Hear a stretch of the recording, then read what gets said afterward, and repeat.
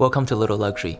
In today's episode, I'd like to dive a little bit deeper into the topic of mental health and show you guys one of the public resources that you're probably not aware of. But before I start, I just want to emphasize that I'm not a medical or a mental health professional, so everything that I will be sharing today is solely based on my personal experience to find peace. As humans, we all experience mental health issues in some way, shape, or form. After all, we learn from our trauma, and we make assumptions about the world based on what had happened to us in the past. This learning process is a double-edged sword. On one hand, it helps protecting us, but on the other hand, it can make us all paranoid and less likely to want to try new things. So for me, battling with mental health is almost a process of learning how to unlearn. What's better for unlearning than talking to someone about your thoughts? You may have heard of the crisis line or the suicide prevention line. While it's a tremendously important resource that continues to save lives, it's also at its nature more of a passive measure. Most of us do not experience emotions from 0 to 100 all the time. Negative emotions often come in small doses and they eventually piled up. That's where the warm line comes in.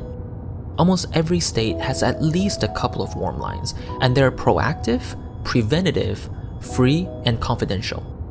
Warm lines are considered a non-crisis, non-emergency alternative. Basically, when you call warm line, you'll get connected to a peer mentor or a peer listener. You get to vent about whatever that's on your mind for 15 minutes every day for each line. Depending on whom you get, sometimes they'll even allow you to go overtime without interrupting you. I see it as a great way to release those small doses of emotions as they come, so nothing gets piled up. This is also a great resource if you do not want to talk to anyone you know about what's going on or that your loved ones cannot be there for you at that moment. Before you get too excited, let me just clarify a few things. These peer mentors are not licensed therapists, but they do follow ethical guidelines to keep conversations confidential. Do not set your expectations too high, as the compassion level and listening skills of these mentors can vary. You don't need to give out personal information, and you can use an alias.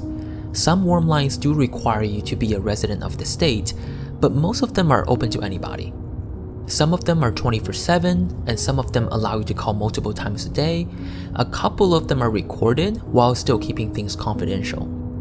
Some of them are busier than others, so you really need to call and feel them out yourself and learn more about their specific policies if this is your first time. Lastly, don't feel bad for calling.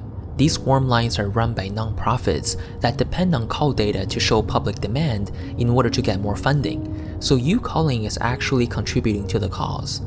To find their numbers, simply Google warm lines and you'll find a whole list of them.